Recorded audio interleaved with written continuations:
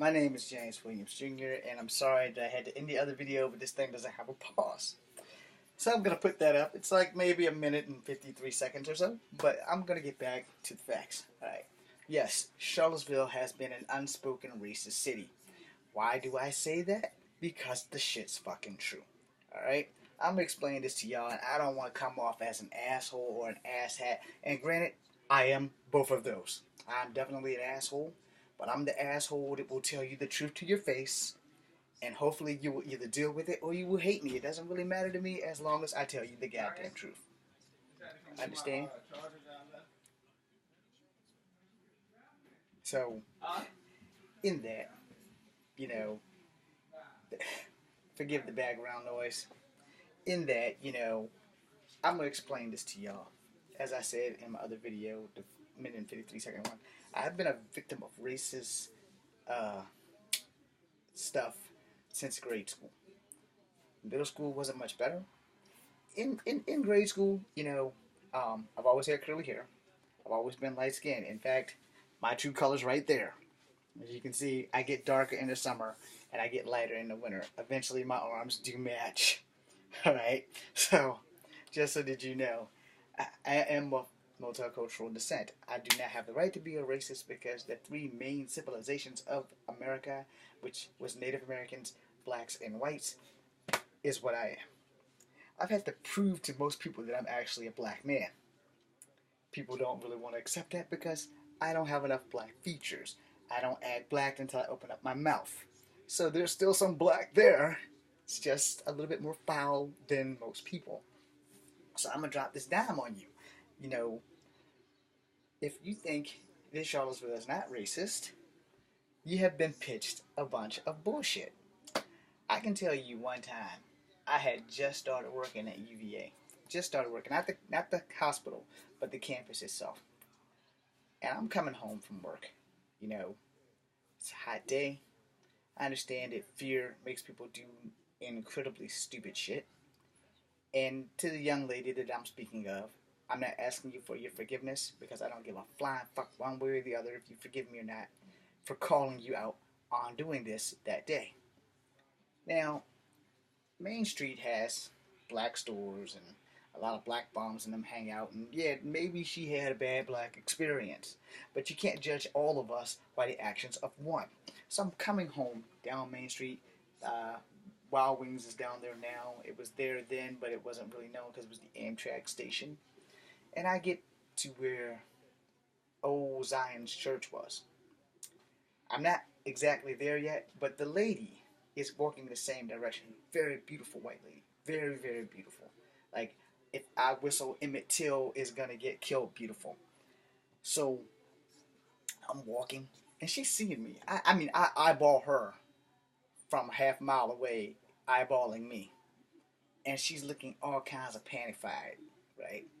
So, as I'm on approach down the hill toward the church, and she's near the church, she almost gets hit by a car trying to get across the street to like where the Bluebird Cafe and stuff is, on that side, to get past me and then come back across the street. But what she didn't know is that, oh hell no, I'm gonna call you on that shit, because that was like exceptionally racist.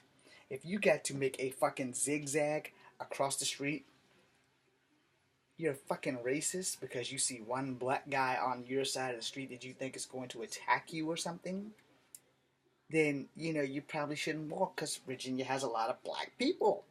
Okay?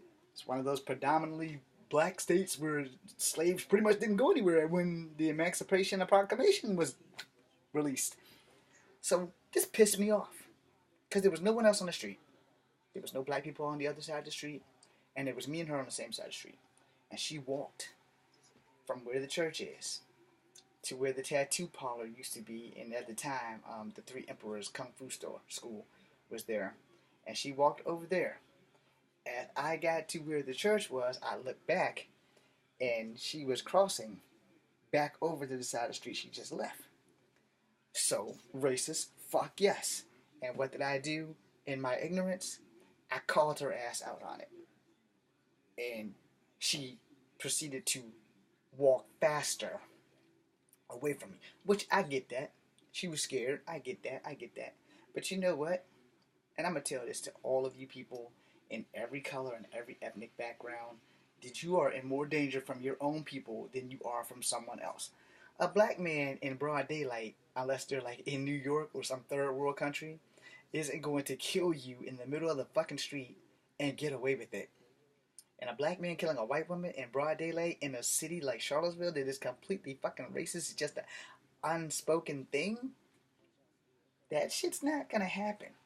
So my dumb ass, and I own what I said, and I'll say it again, and I told her right while she was walking as fast as she could away, and I said, I'll be that same nigger that will save your life one day when you're walking on the other side of the street from a bunch of niggers that you are scared of because of me. Like, sooner or later you're going to do that and you're not going to have anywhere to go. And she just gave me the finger and kept on walking. She had strawberry blonde hair. That's kind of like that cut between being a ginger and being Donald Trump-ish. You know, and it hurt my feelings. And I was already having a bad day at work. But that was that one thing that just pushed me over the edge. Now, I've had racist incidents at work. Mr. Taylor, if you're still alive, I have not forgotten you in 20 years for the racist remarks that you used to make at me at the Colonnade Hotel for all my half-breedness. Yeah, I'm calling him out on it. Right here, right now. He's probably dead. I don't care. If he's still alive, I forgive you. But sometimes you went too far. Which, again, he's a white man who worked at the University of Virginia. He was a teacher, I guess. And, you know, I guess I was raised to believe that people like teachers, doctors, lawyers, and cops and firemen are supposed to live up on a higher, and preachers are supposed to live up on a higher pedestal and set the example of how we're supposed to live. Clearly, I'm overreaching. So Mr. Taylor came to work one day and was talking about this lady, this white lady, beautiful white lady, who adopted 29 Asian children. Looked me dead in my face and said, James, she should have adopted you too. Here I am, 20, 25, 27, somewhere in there. I think I was 27. I'm like, did this motherfucker just say that? Did he just say that she should have adopted me because she adopted 29 Asian children? And me being a grown-ass man, don't thinking that I need to be adopted. Not that I wouldn't take that. As long as she's rich and gonna look out for me when she dies. Hey, hell yeah, I'll take that adoption. And I got flared the fuck up.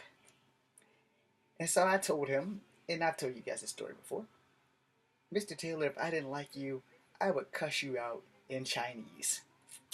Not that I can remember what cuss words in Chinese are, but I had a pretty close assumption of what it was.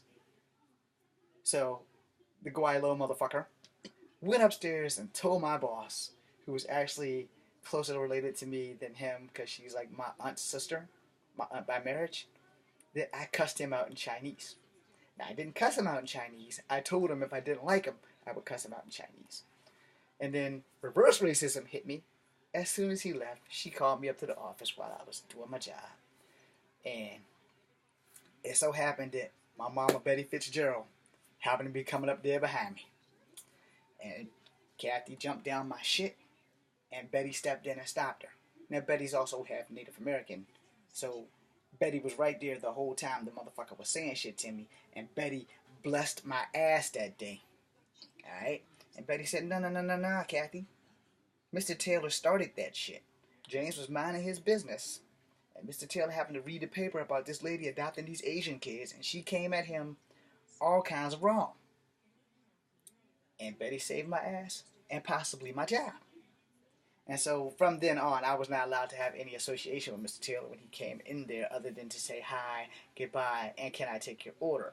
It got to the point where I wasn't really allowed to take his order either. So, you know, Charlottesville is definitely plagued with racist stuff. And until we actually do something to stop it, slow it down, or completely eradicate racism in the world, Charlottesville is just like a stepping stone. A very big stepping stone because it's a college town. But no one really wants to sit down and talk about it. Now, I'm going to put this on blast because I was making a movie not too long after I had left that job because they wouldn't pay me 50 cents when they started the new guys in at $8, and I was still making $6.50, and all I wanted was 50 cents, so I at least be $1 behind them. And Airmark wouldn't even give me the 50 cents, so I was like, okay, well, I can do bad by my damn self. I work fucking 5 full days a week.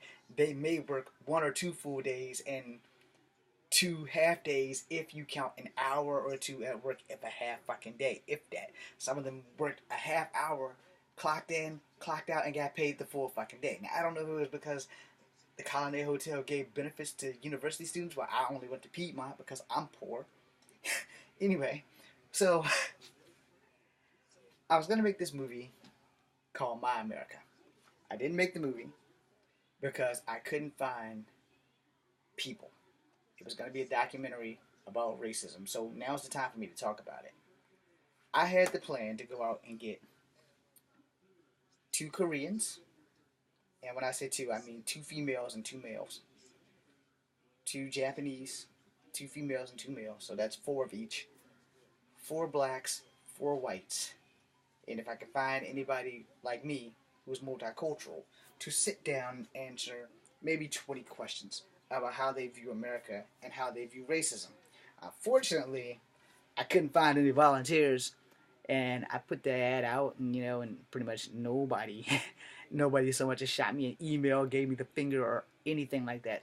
And at 43 now, because this is like 20 years ago that I was trying to do this, maybe a little less, whatever the hell 2000 was, maybe less. Time tends to fly by when you're suffering. And I said, dude, I said, I need to make this movie. But I couldn't make this movie because I couldn't find people who really wanted to sit down and show their face and talk to me about racism. I still want to make this movie. It's not going to happen. But, it would have been nice to get everyone's perspective. And then to have people like me, who are multicultural or biracial, to come in and give y'all our perspective. See, being biracial and multicultural in school, I've always been somebody's half-breed. And as I told you guys on other videos, I've always been somebody's gook, spick, hillbilly. Yeah, I've been some racial derivative on some level or another. And as it has become that I have turned 43 and will be 44 soon, now that Trump's in the presidency, it has been okay for people to come out of the racist closet and just all out be racist. I don't appreciate that, but it is what it is. But here's the thing. You guys got to catch up with me. I already know that Charlottesville was an unspoken racist-ass community.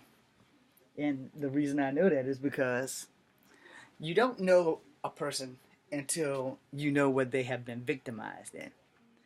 And being that I have been victimized in a lot of racist shit, those things make you or break you. Alright? Now for me, I'll be the first to tell you, as a victim of racism, no, I was never jumped by white people. No, I have never jumped white people. I take that back. I was jumped by white people when I was 16 working at Kegler's. That's a long story. So, I made a misconception there. I literally was jumped on my job when I was 16 by some white guys. And I haven't forgotten their faces. I never knew their names. And it's all good. It's over and done. I'm not that little 16-year-old guy that they thought they could whip his ass and his girlfriend had magic powers or something who somehow stepped between my fist and his face.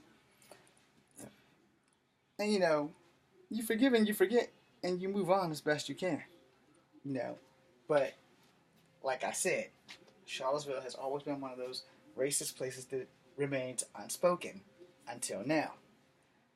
Now, what's going on here in Charlottesville now is not necessary, but it's happening. It's a necessary evil on some levels or another, but this shit don't need to happen, and it all got started over a fucking statue in the park. And some young girl who got boosted in her head that she didn't like a statue that she had no knowledge of. Okay? So that problem's started this big clusterfuck. So if you think that your city has gone through similar shit, you should probably leave me a line. I have to make a second video now, actually a third video, because of the simple fact that I think we have a 15-minute limit on these YouTube videos. I won't swear to it because I've gone over the 15-minute limit and I haven't sent got any bad response from YouTube, so I guess it's okay. But I want to get a little bit deeper, so I want to make another video. Plus, well, it's still quiet here.